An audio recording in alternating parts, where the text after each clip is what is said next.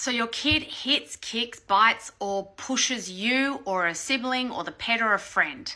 Here is why a consequence will not work.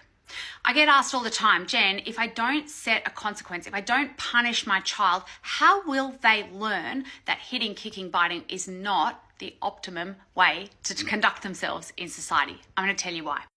I'm a mum of 4 boys and a parent educator. I want to give you an example. Just say one of my boys hits the other. I come over, loud, heavy, hot. I say, we do not hit in this family. You go to your room and you come back when you can say you're sorry. Here is what is most likely to happen. My child will go to their room. I won't see what happens in there, but they probably will come back and say they're sorry. Here is what I know from experience. Here is what I know from the evidence. Set a timer for 27 minutes. That same kid is going to hit again, maybe when you're not looking. Because what they've learnt is don't get caught. It leads to separation from your parent and punishment. What they haven't learnt is how to do it different next time. What we haven't recognize is that the reason kids hurt is not because they wake up one day and think, I'm going to be a bad kid and hit my parent or my brother.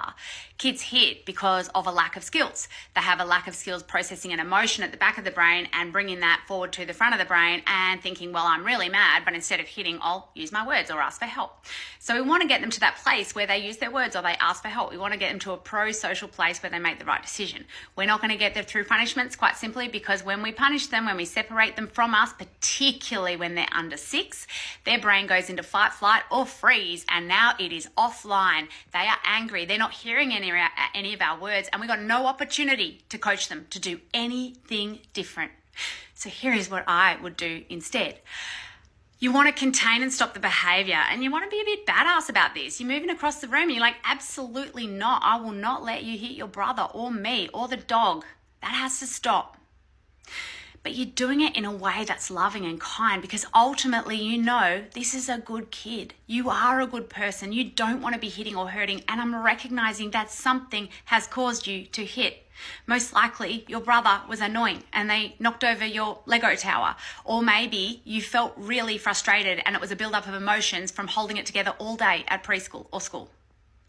Once we recognize that, we got a chance to bring our child's brain back online, and now we have an opportunity to coach. Hitting was not the right option. I can't let you do that. What could you do next time that same emotion or same situation came up? What could we do different?